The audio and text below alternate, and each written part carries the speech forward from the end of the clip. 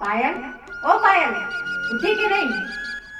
આરતી, આ સવારમાં શું તું બૂમો પાડે? આ પાયલને ઉઠાડતી હતી. અરે પણ પાયલનું અત્યારમાં તારે શું કામ છે? અને સુવા દે ને.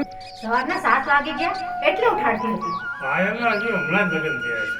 તે આ ઘરમાં નવી છે. મને ખબર છે પાયલ આ ઘરમાં નવી છે અને લગ્ન થયાને 2-3 દિવસ જ થયા છે. તો પછી એને આરામ કરવા દે. અરે પાયલે જ મને વહેલા ઉઠાડી દેવાનું કહ્યું હતું. એ તમારા ભાઈ રાકેશ સાથે મંદિરે જવાની છે. તો રાકેશને પણ ઉઠાડ. રાકેશ મોટો આળસુ છે, એ પછી ઉઠશે. પહેલા પાયલને ઉઠાડશે. હા, તારી વાત સાચી છે. મારા ભાઈને તું મારા કરતાં વધારે સમજી શકી છે. કેમ નહીં? એ મારો દિયર પણ છે અને દીકરો પણ. હા, એ વાત તો સાચી છે. કારણ કે તે મારા ભાઈને તારા દીકરાની જેમ ઉછાળીને મોટો કર્યો. અને હા, આ નવી આવેલી પાયલ છે ને, એને પણ હું મારી નાની બહેન સમજીને જ રાખીશ. જય શ્રી કૃષ્ણ.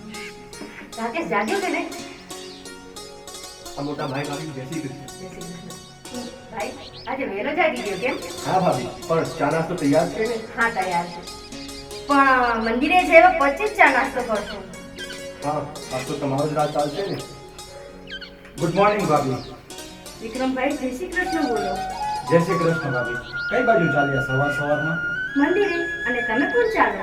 ના, તમે જઈ આવો. હવે તો હું મારા ઘરે અમદાવાદ જવા જ નીકળીશ. ઘરે જવાની ઉતાવળ શા માટે છે? થોડા દિવસ રોકાઈ જાઓ ને. હા વિક્રમભાઈ, થોડા દિવસ રોકાઈ જાઓ. ના રાકેશ, હું તારા લગ્નમાં હાજરી આપવા જ આવ્યો હતો. તારા લગ્નને 2-3 દિવસ થઈ ગયા અને આમે મારે. આમાં શું થઈ ગયું? 2-3 દિવસ રોકાઈ જાવ ને.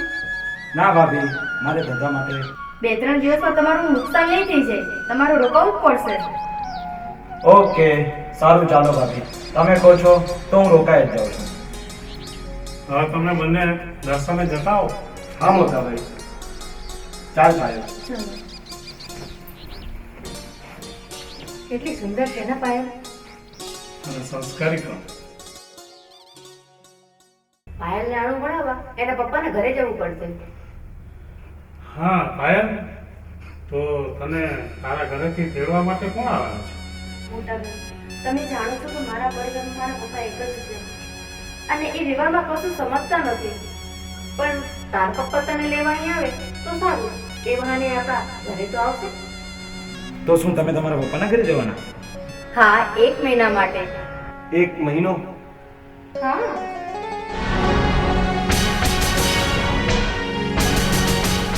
હા, 1 મહિનો.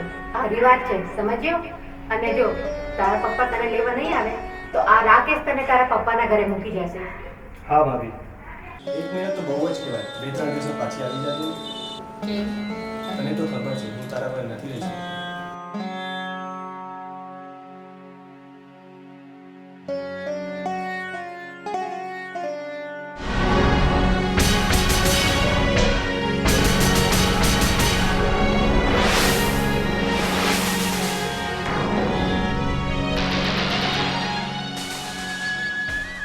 એમાં શું થયું? ભાભી થોડા દિવસ માટે પણ જાય છે ને?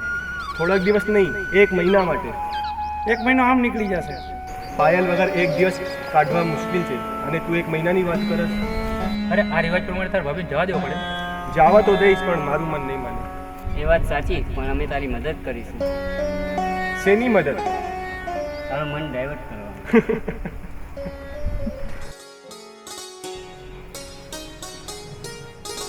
ભાભી, તમારું ધ્યાન રાખજો. તું ચિંતા ન કર અને તને ફાવે ત્યાં સુધી તારા ઘરે રહેજો. પણ ભાભી, સાચું ઘર તો આ જ મારું કહેવાય ને. હા, એ વાત સાચી, પણ આ રાકેશનું ના માનતી હો. પણ ભાભી, પાયલ થોડા દિવસો પાછી આવે તો? એ ચૂપ! પાયલ આગળની બહુ છે તો સાથે અમારી દીકરી પણ છે, સમજ્યો? હા પાયલ, તારી ઈચ્છા મુજબ જ તું તારા પપ્પાને ઘરે રહેજો. અને આ રાકેશનું બિલકુલ નહીં માનતી. હા, મન ભરીને રહેજે. ભલે ભાભી. વાહ ભાભી વાહ, મને આ ઘરમાં રોકીને તમે તમારા માવતરે ચાલ્યા. તમને એટલે તો રોક્યા છે કે મારા ગયા પછી આ ઘર ખાલી ન થઈ જાય તે માટે. સંજય દેવરજી, પણ આ તો દગો કહેવાય હો ભાભી. પણ હું જલ્દી પાછી આવીશ અને તમને રોકાવા બોલાવીશ. ઓકે ભાભી, સારું ચાલો તમે જઈ આવો. ચલો ભાભી, હું જાઉં. હા, તું જા અને તારું ધ્યાન રાખજો. ચાલ પાયલ.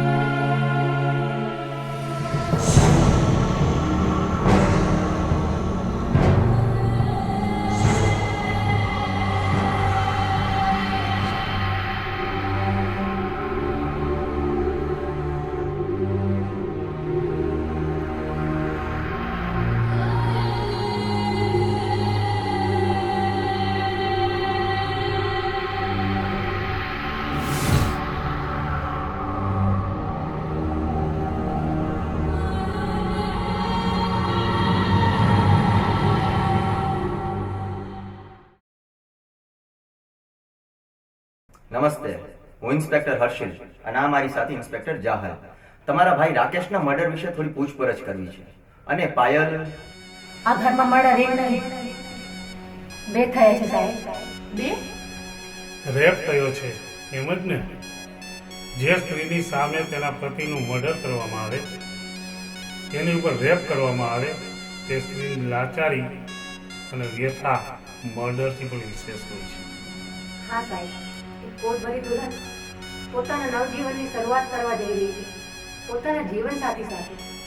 ત્યારે જેના જીવનમાં અંધકાર છવાઈ જાય છે અને જીવન દિશાહીન બની જાય છે અને જિંદગી જિંદગી નહીં મૃત્યુ સમાન બની જાય છે સાહેબ. અને એટલે જ મારી પાયલ મરવાના વાંકે જીવી રહી છે. એ નથી પોતાના પતિના મર્ડરને ભૂલી શકતી, કે નથી પોતાના પર થયેલા અત્યાચાર, અને એ તો જીવતી લાશ સમાન બની ગઈ છે સાહેબ. એ મર્ડર નથી તો બીજું શું છે? એ ખૂબ જ દુઃખમાં જીવન વિતાવી રહ્યા છે. એક તો પતિ ગુમાવ્યા એનું દુઃખ અને જાણું છું, પણ તમે કોણ છો? હા, રાકેશ મારો કઝિન બ્રધર હતો અને હમણાં જ એના લગ્ન થયા હતા અને હું સમજી ગયો, તમે એમના લગ્નમાં હાજરી આપવા આવ્યા હતા. પ્લીઝ, હું એકવાર પાયલને મળવા માંગુ છું. ભાઈ ખૂબ જ આઘાતમાં છે. છતાં પણ હું થોડી પૂછપરછ કરવા માંગુ છું. એમની પૂછપરછથી કોઈ કડી ગોતી ક્રિમિનલ સુધી પહોંચી અને એ નરાધમને પકડવા માંગુ છું. શું ફાયદો સાહેબ? અપરાધીના પકડાઈ જવાથી મારો ભાઈ થોડો પાછો મળવાનો છે. જે ગુમાવ્યું એ થોડું પાછું મળવાનું છે સાહેબ. મારી પાયલે ગુમાવી આવ્યું ફરીથી મળશે ખરી? તમારી વાત હું સમજી શકું છું. જિંદગીમાં ગુમાવેલ કોઈ પણ વ્યક્તિ કે વસ્તુ પાછી નથી મળતા. પણ હા, ગુનેગારને પકડીને સજા અપાવી એ અમારું કામ છે. એટલા રેપ, એટલા મર્ડર, અસંખ્ય ગુનાઓના કેસ કોર્ટમાં પેન્ડિંગ પડેલા છે અને ગયેલો મારો ભાઈ થોડો પાછો આવવાનો છે. અને પાયલની આબરૂ ગુમાવી મારે આવી કોઈ ઝંઝટમાં નથી પડવું સાહેબ. સોરી સાહેબ, તમે એમની વાતનું ખોટું ન લગાડો. હું એમની ફિલિંગને સમજી શકું છું. જો તમે મને થોડીક મદદ કરો તો પ્લીઝ.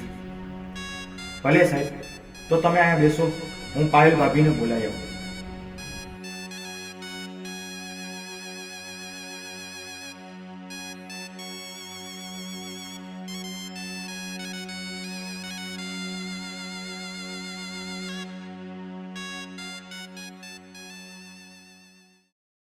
પાયલ, તું? શું તમે એકબીજાને ઓળખો છો? હા, અમે બંને કોલેજમાં સાથે અભ્યાસ કરતા. હર્ષ, બેસો ને પ્લીઝ. પાયલ, આ જે કંઈ બન્યું તેનું મને ખૂબ જ દુઃખ છે, પણ આ કઈ રીતે બન્યું તે મને વિગતથી જણાવીશ? શા માટે મારી પાયલના ઘા ફરીથી ઉખેડો છો સાહેબ? ભાભી, એની ફરજ નિભાવવા દો. પૂછો, તમારે શું પૂછવું છે?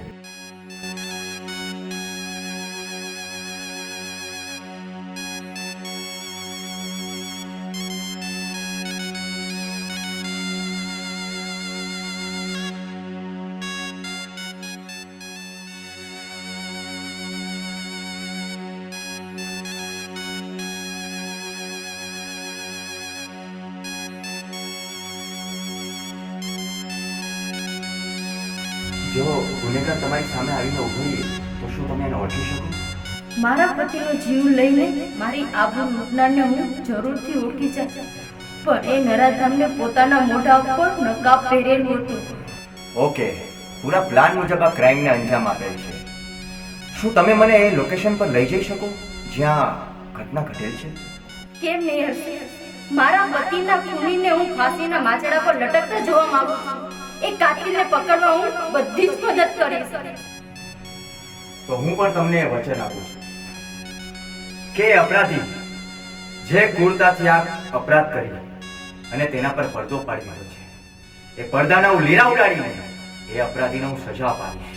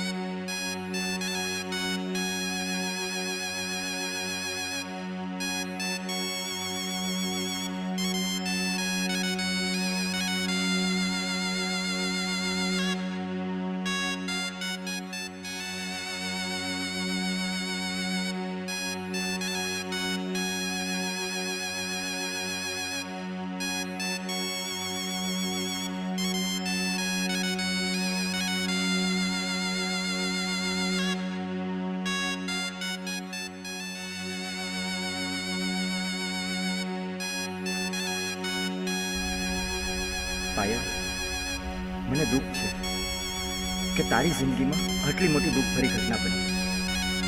આપણી કોલેજમાં ટેલેન્ટેડ ગર્લ્સમાં પહેલું નામ હંમેશા તારું હતું.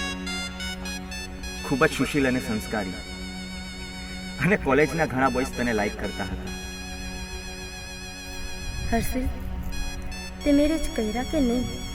તે બહુ જલ્દી મેરેજ કરી લીધા. ચાલ હર્ષિલ, હવે બહુ મોડું થઈ ગયું છે, અને આમ પણ મને આ જગ્યા એક ભિખાર બનીને ખાવા દોડતી હોય ને એવું લાગે છે. ચાલો.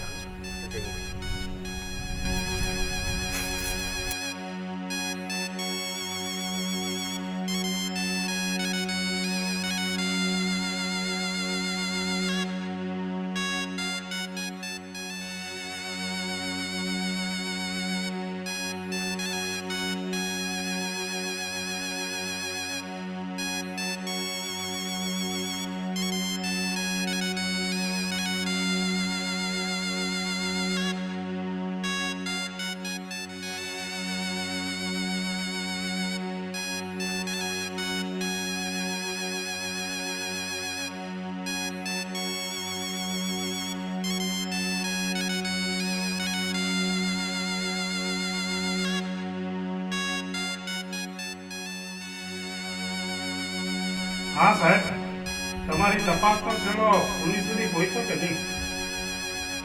ગુનેગાર ખૂબ જ હોશિયાર છે. જો કોઈ કડી મળી જાય.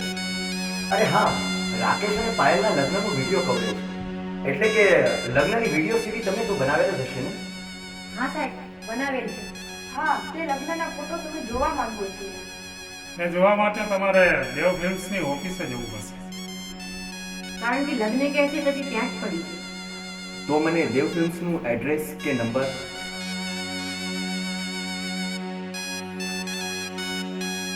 ઠીક છે, ચાલો તમે જતા આવીએ.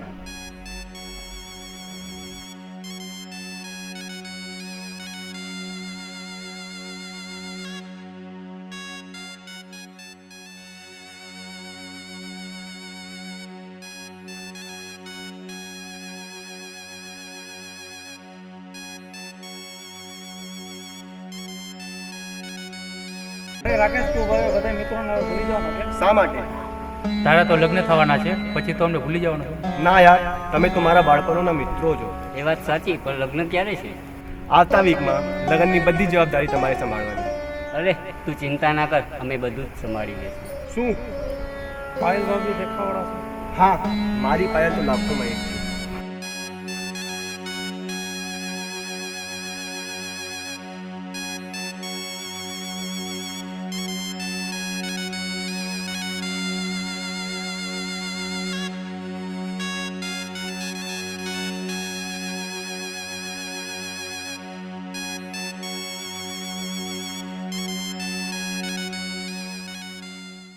ચાલો તો હું રજા લઉં, મને રજા આપો. હા વિક્રમ, તું જા મારા ભાઈ, તારું કામ એ ખોટી થતું હશે. વિક્રમભાઈ, તમે હતા તમને સમજી શકતા, સહારો બનીને દિલાસો અપાવતા હતા. હા વિક્રમભાઈ, તમારા જવાથી અમારું ઘર ખાલી થઈ જશે. પણ મારું જવું જરૂરી છે. ભલે ત્યારે હું રજા લઉં. એક મિનિટ મિસ્ટર વિક્રમ, જતા પહેલા તમારા ભાઈ રાકેશ અને તમારી ભાભી પાયલ ના ગુનેગારને નહીં મળો? વાહ, શું ગુનેગાર પકડાઈ ગયો?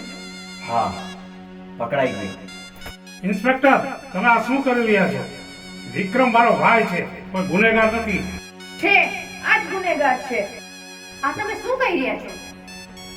હર્ષિલ, આ તું વિક્રમભાઈ છે? હા, આ તમારા એ જ વિક્રમભાઈ છે જે પોતાના ભાઈનું ખૂન કર્યું. અને હા, આ એ જ વિક્રમભાઈ છે જે પોતાની ભાભી ઉપર રેપ કર્યો, નકાબ પહેરીને એક કલંક કર્યું. ઇન્સ્પેક્ટર, હા, એક એવું કલંક જે નરધમોની ચરમસીમા પાર કરી ગઈ. બોલ બોલ, નહીંતર આ ગનની બધી જ ગોળી તારી ખોપડીમાં ઉતારી દઈશ. બોલ, તે જ રાકેશનું ખૂન કર્યું છે.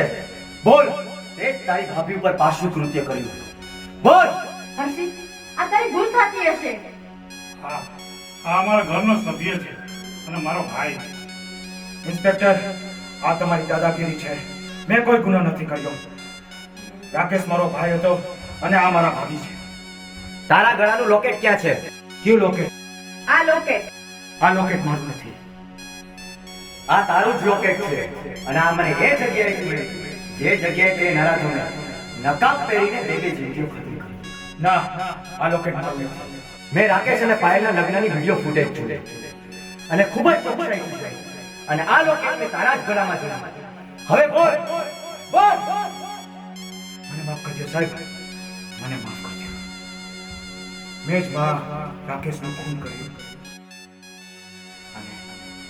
અને આ ભાભી સાથે પણ મેં. ક્રમ લાલાએ ત્યાં શું કર્યું? અમારા હસતા રમતા ઘરને પળમાં શમશાન બનાવી દીધું. મેં તમને દેર નહીં મારા ભાઈ સમજ્યા હતા ને તમે જ મને વિધવા બનાવીને મારું ઘર જોયું. તમે બધા મને માફ કરજો. બોલ તે આધમ કૃત્ય શા માટે કર્યું? મને પાયલ ભાભી પહેલી જ નજરે જોતા કરી ગયા હતા અને એકવાર મેં રાકેશભાઈના બેડરૂમમાં તેને જોયા ત્યારથી મારું મન એને પામવા માટે બેકાબુ બની ગયું હતું અને એને મળવાની એક તક શોધતો હતો. પણ શું? હા, પાયલ ભાભી 1 મહિના માટે તેના પિતાના ઘરે જવાના હતા અને હું પણ બહાર જવાનો હતો અને આ મોકો હું જવા દેવા નહોતો માંગતો, એટલે મેં આ નિર્ણય લીધો. અટકી ના જા, બોલ આગળ. હા, મેં જ રસ્તામાં પાયલ અને રાકેશને રોક્યા અને મોઢે નકાબ પહેરેલ હતો કારણ કે મારી ઓળખ ન થાય અને મેં રાકેશને માર્યો બેભાન કરવા માટે અને પાયલને પામવા જતો જ હતો પણ એ પાછો ઉઠીને આવ્યો. હું એને મારવા નહોતો માંગતો, મારે રાકેશને ખતમ કરવો પડ્યો. ખત્મ કરી નાખ્યો એમને? ચાલ હવે હું તને બતાવું. સાહેબ મને માફ કરી દો. સાહેબ મને માફ કરી દો. ચાલ. મોટા ભાઈ, હું તમારું દુઃખ સમજી શકું છું અને પાયલ પર આવેલા આ આઘાતને પણ. થેન્ક્સ હર્ષિલ, તે મારી મદદ કરી એના માટે. મોટા ભાઈ, જો અગર તમારા બધાની ઈચ્છા હોય તો હું પાયલ જોડે લગ્ન કરવા માંગુ છું. મારા પર દયા થઈ? ના, હું કોલેજ કાલમાં જ તને પ્રેમ કરતો હતો પણ હું તને જાણ કરું એ પહેલા જ તે લગ્ન કરી લીધા. મારા વિશે આટલું જાણ્યા પછી પણ? હા પાયલ, એમાં તારો કોઈ જ વાંક નથી. તું કાલે પણ પવિત્ર હતી અને આજ પણ પવિત્ર છે.